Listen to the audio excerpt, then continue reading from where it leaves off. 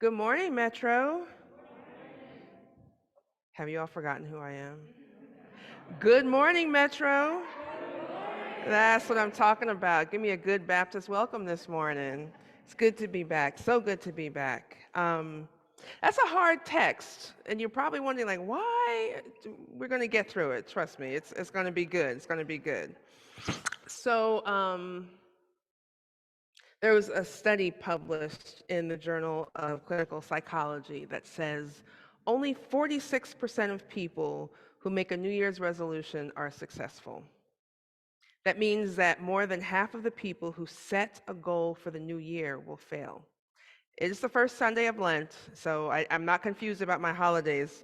Um, so it's interesting. It didn't occur to me until I was sitting down and writing this up that the way Lent falls so early in the year means that folks who just gave up that New Year's resolution, those things to give up, may now be approaching Lent thinking, I can pull that thing back up that I didn't succeed in giving up for New Year's. So, you know, as we embark on this, I'm encouraged to think more about the things that we can take on than give up, which is not a radical idea at all. I was listening to Brian Lair this week, and he was talking about Lent, interestingly enough, because Brian Lair is Jewish. And a woman called in and said that she was going to give up raising her voice. And Brian asked her, well, who are you yelling at? Like say some more. And she said, my grandchildren. And I thought, you better hold on to that one. I mean, forget about Lent and New Year's. That should just be something grandma does anyway. So she's using Lent for that. So for the next 3 Sundays that I'm with you, I want us to consider again what we can take on. And by the way, I know this church.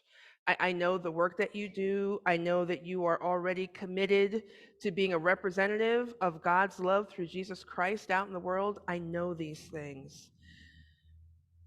I also know that Lent is a time of reflection for all of us, for any of us.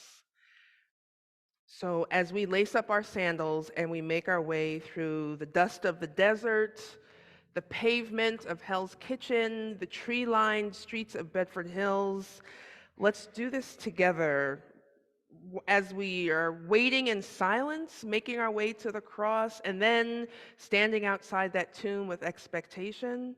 Let's make our way together. So today, the subject is silenced. Next Sunday, if God wills it, we'll be talking about humbled.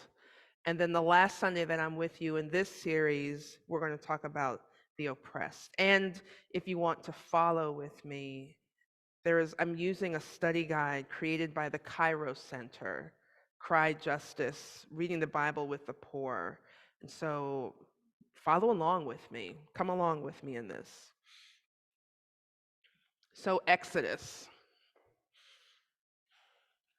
I have seen the misery of my people in Egypt and heard their cry. And then James. There's only one line in James I want to bring into this. The cries of the harvesters have reached the ear of the Almighty. This isn't the cry of a stubbed toe or a finger slammed in a door. It's not the cry, not even really the cry of the kind of emotional turmoil that many of us experience. It's not about a broken heart.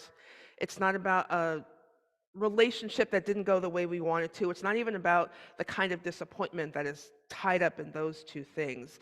This is the cry of a people who have been beaten up so much, beaten down so much, who have suffered so much that all they have left is seemingly what comes out of their throat. It's a wail. It's a cry for help. It is the sound of distress. What has happened to them? What's been lost? What could have been? What should have been? They're crying out over justice and dreams deferred.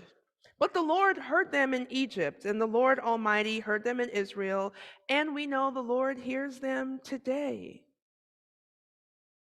I know we also hear them. Or could it be that there might be things in our lives that are preventing us from hearing them fully? Or maybe the question is, what is preventing us from hearing and acknowledging those distress calls? Because I believe that hearing and acknowledging those voices can actually bring us back into a closer relationship with God. But if we're not hearing them properly, how do we get back there? How do we reclaim that relationship with God and then also with our siblings who are in distress? So when I was in seminary, I was active with the Poverty Initiative. And I studied and I traveled with them. We went to immersion trips to Baltimore and West Virginia and Detroit. And the immersion was designed to take students out of our seminary comfort zone. There's no comfort zone in seminary, but to take us out of that comfort zone and immerse us with communities who are fighting poverty. So, the taxi drivers in Baltimore who were organizing, I met them. I met some of the giants of organizing in Detroit. I met folks who were organizing with the Immokalee workers around farm rights. And so I'm meeting all these people, and there's this fire in me to, address poverty. And then as we're studying, we're talking about reigniting the Poor People's Campaign. Exciting times. Then I graduated and I got a job. And my nieces came along and I had other responsibilities.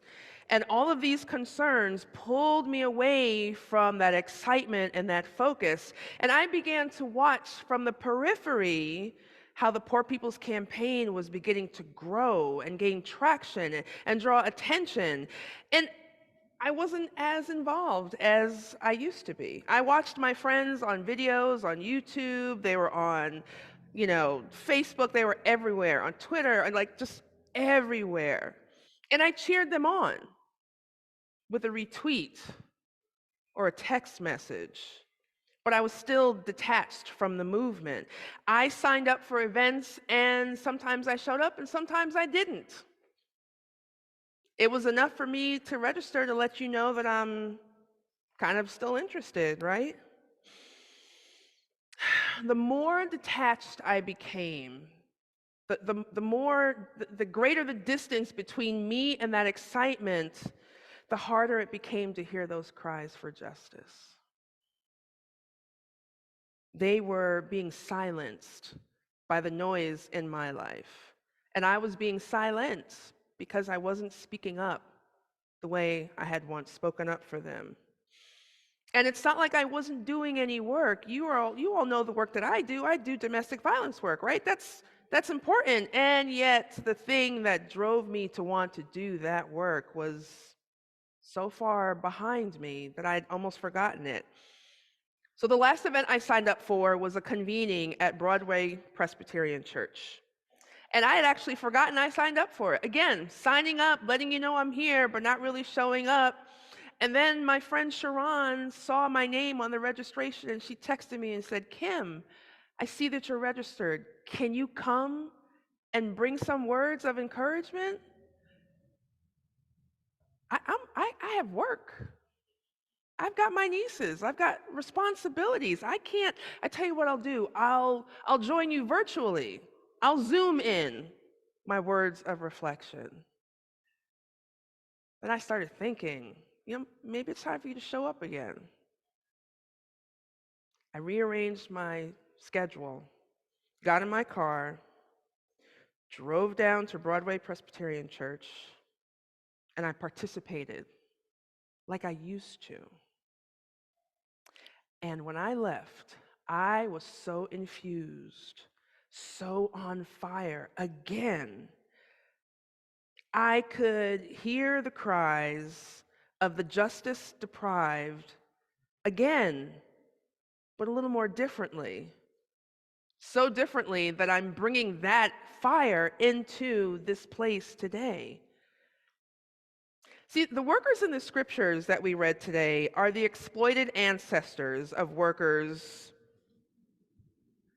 who were the topic of Exodus, who were in James. In fact, there are more Bible verses about poverty and exploitation in the Bible than any of the clobber verses that many of us are familiar with. See, it's all coming back to me now. The Lord still hears. We still hear. But we could still fine tune just a little bit so we could hear more. So now I'm remembering the cries for justice when it comes to minimum wages and a living wage. I'm hearing now again with renewed focus the cries for expanded health care. It's coming back to me. I got my letter from Mohila this week. If anyone knows what Mohila is, so Fed Loan Servicing was the agency that was shepherding those of us who had mounting school debt, and they switched over to Mohila. And I had been stalking the mailman for months, and my letter came. My loans are forgiven. Right? Like, and when I read it, I have it, I'm going to frame it because I'm afraid I'm going to get another letter that says, psych, sorry. But the feeling I got from receiving that letter, I felt lighter, like really lighter. Shouldn't I be working so other people can feel that same thing? See, it's all coming back to me now. I'm starting to reconnect and think about raising my voice on behalf of the silenced. It would be an insult to God's liberating justice if I just said, well, yay for me and good luck to you. No, I got to work for other people. There are over 700 people die every day in this country due to poverty. And millions of people in the United States die because of inadequate health care.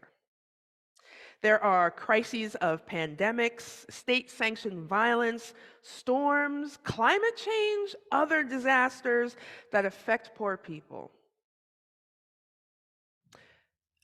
I know the work that goes on in this church. I know your history. I know that you already take seriously the words of Pope Francis when he says we are called to make a serious examination of conscience to see if we are truly capable of hearing the cry of the poor. I know I'm preaching to the choir. I'm part of the choir. But sometimes the choir needs rehearsal. This week, I am going to keep thinking about how I can start to hear the silenced and how I can break silence. Is that what King said? It's time to break silence? I invite you to do the same. Just think. I don't even want you to do anything. Just think. What brought you to Metro? What has kept you here at Metro? What did you bring to Metro? Relight that fire.